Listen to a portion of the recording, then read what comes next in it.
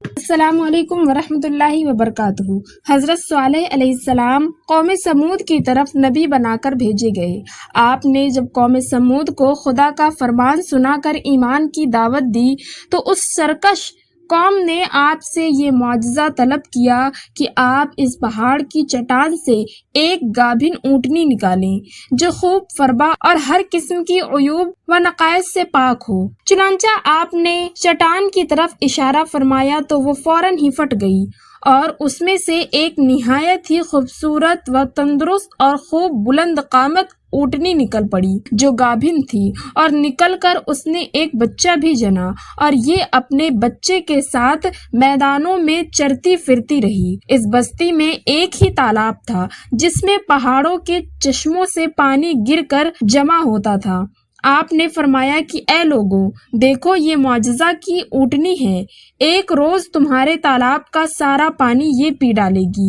اور ایک روز تم لوگ پینا۔ قوم نے اس کو مان لیا۔ پھر آپ نے قوم سمود کے سامنے یہ تقریر فرمائی کہ اے میری قوم، اللہ کو پوجو، اس کے سوا تمہارا کوئی معبود نہیں ہے۔ بے شک تمہارے پاس تمہارے رب کی طرف سے روشن دلیل آئی، یہ اللہ کا تمہارے لیے نشانی ہے، تو اسے چھوڑ دو کہ اللہ کی زمین پہ کھائے، اور اسے برائی سے ہاتھ نہ لگاؤ کہ تمہیں دردناک عذاب آئے گا۔ چند دن تو قوم سمود نے اس تکلیف کو برداشت کیا کہ ایک دن ان کو پانی نہیں ملتا تھا، کیونکہ اس دن تالاب کا سارا پانی اونٹنی پی جاتی تھی۔ اس لیے ان لوگوں نے طے کر لیا کہ اس اونٹنی کو قتل کر ڈالیں گے۔ چنانچہ اس قوم میں قدار بن سالف جو سرخ زنگا بھوری آنکھوں والا اور پستہ قد آدمی تھا، اور ایک زناکار عورت کا لڑکا تھا، ساری قوم کے حکم سے اس اونٹنی کو قتل کرنے کے لیے تیار ہو گیا۔ حضرت صالح علیہ السلام منع ہی کرتے رہے، لیکن قدار بن سالف نے پہلے تو اونٹنی کے چاروں پاؤں کو کاٹ ڈالا، پھر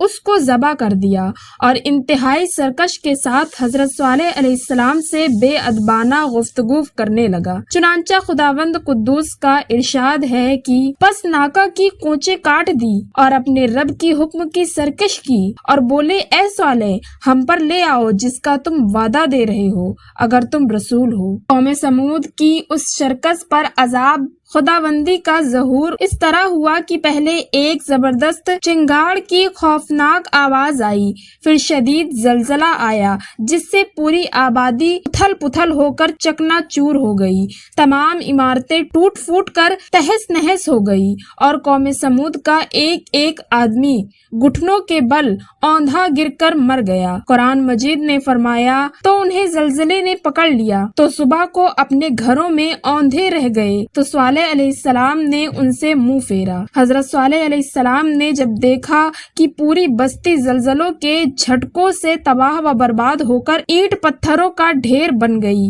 اور پوری قوم ہلاک ہو گئی، تو آپ کو بڑا صدمہ اور قلق ہوا، اور آپ کو قوم سمود اور ان کی بستی کی ویرانوں سے اس قدر نفرت ہو گئی کہ آپ نے ان لوگوں کی طرف سے منہ پھیر لیا اور اس بستی کو چھوڑ کر دوسری جگہ تشریف لے گئے، اور چلتے وقت مردہ لاشوں سے یہ فرما کر روانہ ہو گئے کہ اے میری قوم، بے شک میں نے تمہیں اپنے رب کی رسالت پہنچا دی اور تمہارا بھلا چاہا، مگر تم خیر خواہوں کی غرضی ہی نہیں۔ خلاصہ کلام یہ ہے کہ قوم سمود کی پوری بستی برباد و ویران ہو کر کھنڈر بن گئی، اور پوری قوم فنا کے گھاٹ اتر گئی کہ آج ان کی نسل کا کوئی انسان روئے زمین پر باقی نہیں رہ گیا۔ اس واقعے سے یہ سبق ملتا ہے کہ جب ایک نبی کی ایک اونٹنی کو قتل کر دینے والی قوم عذاب الہی کی تباہ کاریوں سے اس طرح فنا ہو گئی کہ ان کی نسل کا کوئی انسان بھی روئے زمین پر باقی نہ رہ گیا،